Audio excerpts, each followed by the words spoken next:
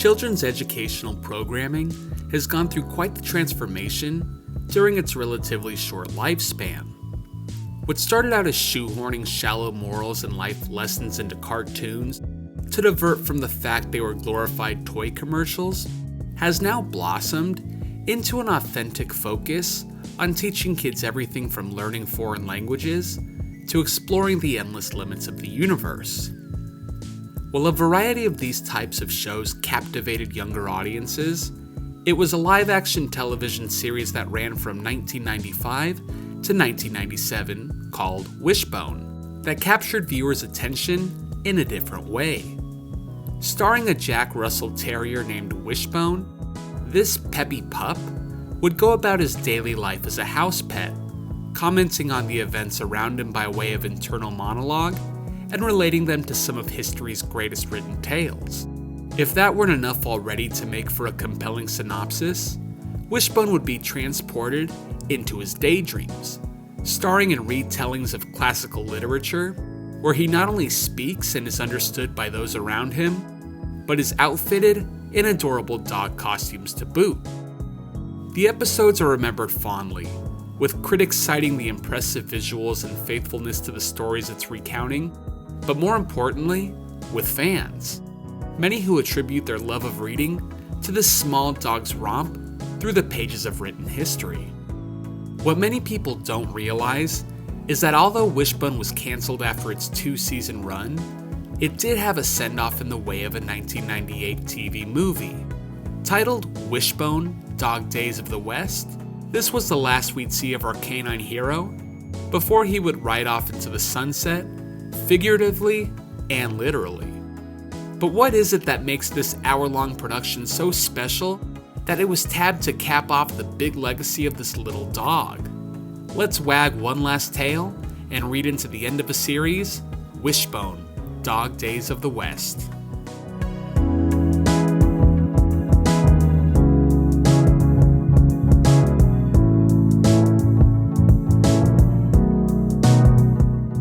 To understand how this beloved series ended, it's important we start with its creation.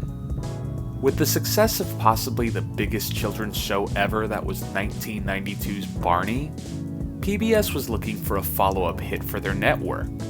This is when serendipity met happenstance, as Rick Duffield was concocting what would eventually become Wishbone. Quote, "I had been kicking around various ideas with my staff for making a show for kids that was told from a dog's point of view. Like many dog owners, I had gotten into the habit of giving voice to my own dog's expressions and exploits around the house. One afternoon, as I struggled to convert that impulse into a show, I gazed at the row of books on my credenza. The one that caught my eye that day was Frank McGill's Masterpieces of World Literature. Well, what if a little dog with a big imagination could take us into some of the greatest stories ever told? And why not make him the hero?" With the successful filming of a pilot and pitch to PBS, the show took form, following tiny Jack Russell Terrier Wishbone living in Oakdale, Texas, as the family pet to the Talbots. Wishbone would go about his daily life, relating the day's happenings while fading in and out of his daydreams, which thrust him into the starring role of any story he envisions. It proved to be a hit, winning 4 Daytime Emmys and a Peabody Award. Despite the accolades, its artistic integrity proved to be its eventual downfall. As referenced in Michael Brody's book, Seductive Screens, Children's Media, Past, Present, and Future, PBS halted production because Wishbone did not have the merchandising potential. It wasn't toyetic. It had no capacity for selling stuff. Perhaps if Wishbone had some friends, or even enemies, more dolls could have been produced and sold. While unfortunate that the run was cut short, there's something almost noble about the end being brought upon by corporate marketability concerns rather than a decline in quality content. And with the final episode airing in 1997, we were treated to one last hurrah in the form of a television movie, Wishbone, Dog Days of the West. This final entry in the Wishbone universe certainly pits the stakes as high as possible, merging a town-wide scandal with real-world consequences and an engrossing fantasy story, full of all the sets, costumes, and period piece acting you could ask for.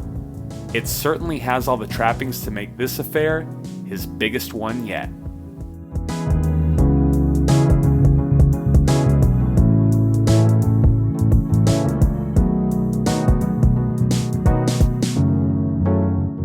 The movie begins at the Oakdale Summer Carnival, with the festivities in full swing. Teen protagonist Joe Talbot arrives, walking his faithful companion Wishbone. The day is going swimmingly for everyone, except Wishbone, who is making quips to himself about the restrictiveness of his leash, preventing him from enjoying the fair's confections. Joe decides to explore and hands Wishbone off to his neighbor Wanda, who takes him on a walk herself. Wishbone notices the stage lighting rig where the children's choir is singing is starting to loosen, and runs on stage to try and warn the kids. Wanda heeds Wishbone's warning, and at the last moment, dives on stage, rescuing the last singer from certain doom. It's a surprisingly realistic-looking disaster scene, and if I were a young child watching this, I could see being possibly traumatized. Immediately following the harrowing experience, news reporter Mitch McCain interviews Wanda, praising her bravery and briefly recognizing her as the owner of the local paper, the Oakdale Chronicle. Wanda credits Wishbone as alerting her to the danger, and Wishbone runs off, lamenting to himself how no great heroes were ever on leashes, and it makes him reminisce about the Old West, specifically the writer O. Henry and his famous story, Hearts of the West. We're then taken into Wishbone's fantasy, when the Wild West was beginning to make the change to more modern times, and we get to see some beautiful shots of scenery that briefly make you forget you're watching a children's show about a talking dog. The cinematography and, as we'll soon see, the set pieces were incredible for a show that was on public access television. As noted by Mo Rocca, one of the former writers for Wishbone, it was just bananas the kind of sets they were building. This was not a lot of CGI. They were real sets that were being built, and the reason they could do that is that a lot of money came from the purple juggernaut from Barney, because the same family that produced Wishbone had produced Barney. We join Wishbone as he assumes the identity of Long Bill Longley, who is on a cattle drive, and while his fellow cowboys are on horseback, Wishbone is in his cowboy getup, on the ground, herding the cattle himself. It's the most adorable and possibly treacherous thing you'll see all movie, but if it doesn't just make you smile. It's important to note two major contributing factors to the show overall, and Wishbone specifically. First, Wishbone's trainer, Jackie Captain, had an extended career in training dogs for film and television. And if it seems that Wishbone is such a phenomenal animal actor, it's because Captain was taught by the best, studying under the tutelage of Frank Inn, who had trained Lassie and did the animal work for the Benji movies. High company indeed. The other was the unforgettable vocal performance of Larry Brantley, who had voiced Wishbone for the entire run of the television show. His voice is as connected to the character as the plot of the show itself. He's high energy, but never irritating, with one-liners and silly comments, but really able to turn on a dime and play up the seriousness of a situation whenever it's needed. And he doesn't disappoint here, giving the full range of emotions, paired with a fun Western accent. That evening, Wishbone and his crew of cowpokes sit around a fire, with Wishbone playing harmonica, which is just a hilarious visual. And he's joined with his right-hand man Tom Merwin and town ruffian Calliope Catesby, who are at odds with each other from the beginning. After the cattle drive, Wishbone hangs up his puppy spurs and eventually settles in as the owner of the town bank. Much to his chagrin, though, he finds he's being audited by a bank examiner and decides to take his stresses out by joining Tom for a meal at Mame Dugan's breakfast joint. The banter between Wishbone and Tom is great, and if you close your eyes, it's just a regular Western. No indication of a talking dog, but that there is one adds to the fun. It's a credit to the writers and the handling of the series in general, how the story and the acting and the writing isn't dumbed down for children. They play up the literature while still making it accessible for kids, leading to a strong adaptation of this classic Western tale. Back in the real world, Wanda, Wishbone, and his family watch the news story of the rescue on TV, and the footage is pretty frightening, looking like it was caught candidly. But things seem to be on a high for the group, being recognized for their heroism, with an expose on Wanda being planned by the news team. In the West, Tom and Wishbone sit at the restaurant bar for breakfast, with Wishbone ordering meatloaf, mashed potatoes with gravy, fried chicken, black-eyed peas, turkey pot pie, steak smothered in onions, lamb stew, and a dozen biscuits. It's ludicrous and wonderfully comical, this little dog making this large request, but with the confidence he orders with, you feel that he just might have the stomach for it. Calliope comes in and grabs a seat at the end of the bar, being brash and gruff while asking out the restaurant owner, Mame Dugan. She turns him down, explaining how she hates men that shovel food into their gullets like they do coal into a fire.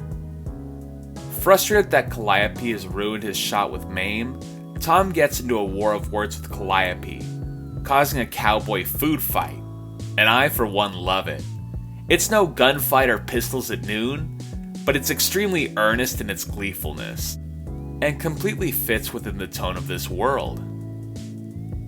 The bank examiner returns, notifying Wishbone that the loan he made to Tom was illegal, and that if it's not repaid within a day and a half, the government will have no choice but to prosecute him. Shifting from that cliffhanger, we're taken back to reality, where the news is doing their story on Wanda, and what starts out as innocent questions quickly turn to accusatory, with the reporter badgering her about owning multiple buildings in town for what he says is to stop progress on future developments and for her to become a slumlord.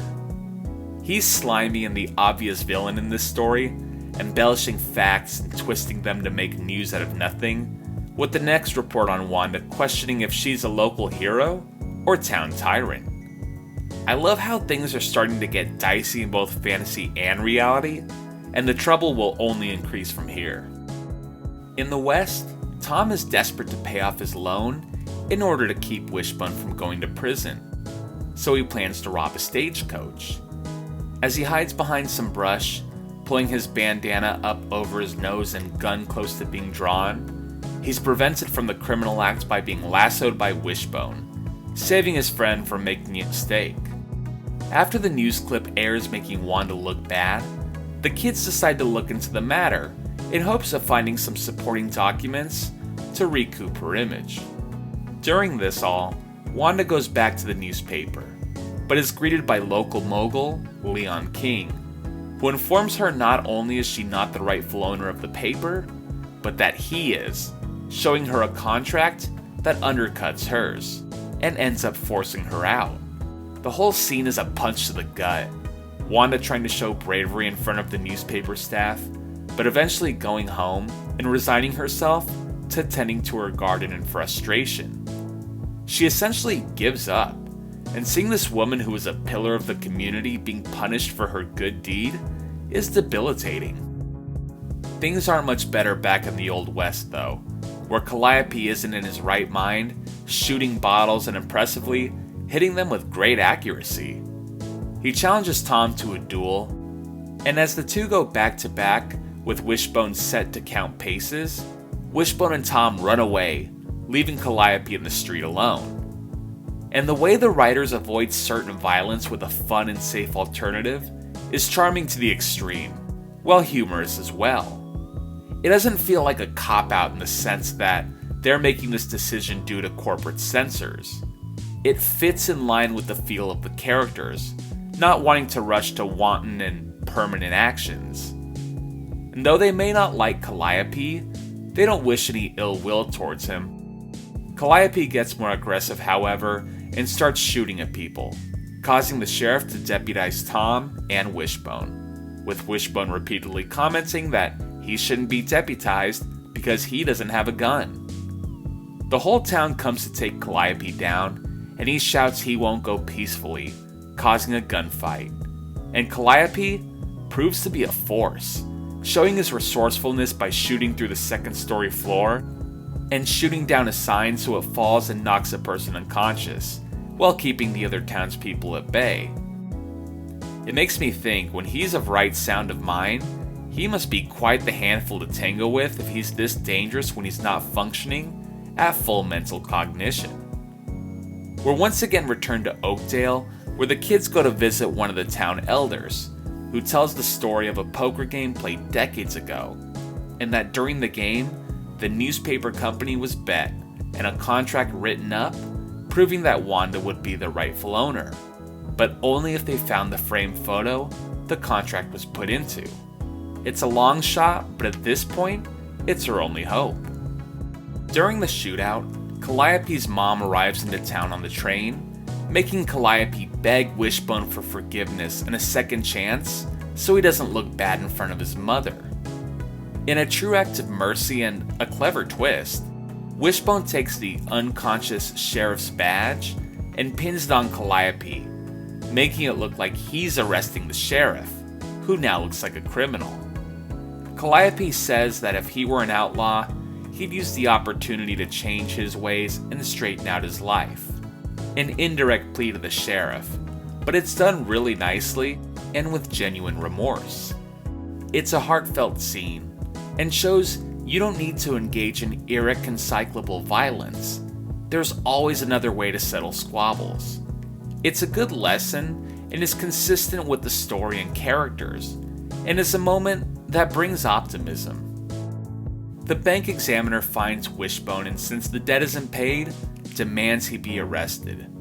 And although it's a dour moment, the way they place a shackled leash around him is both a down note for Wishbone and his honor, but also a nice callback to his frustration with leashes in the real world.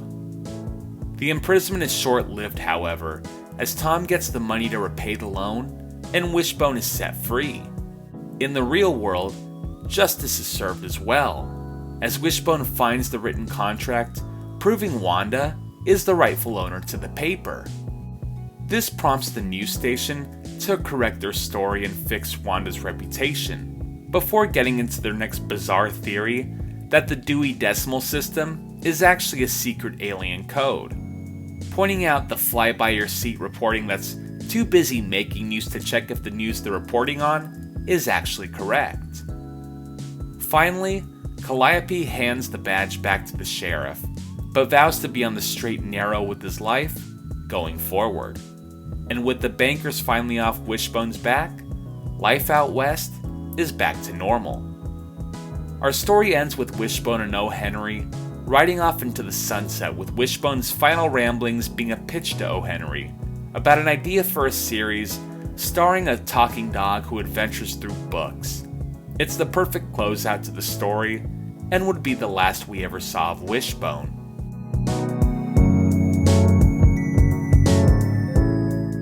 Wishbone Dog Days of the West was the perfect way to say so long to the program that did the opposite of what television generally promotes. Series creator Rick Duffield's initial vision for Wishbone seemed realized by the end of its run. We believe this show can cultivate a new appetite for reading by making kids think it's fun to get to know these books.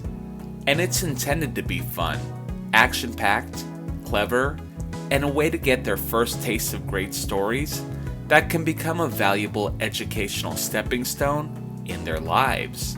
The dog makes it all the more endearing and entertaining. The movie was a milestone for the series in many ways as well.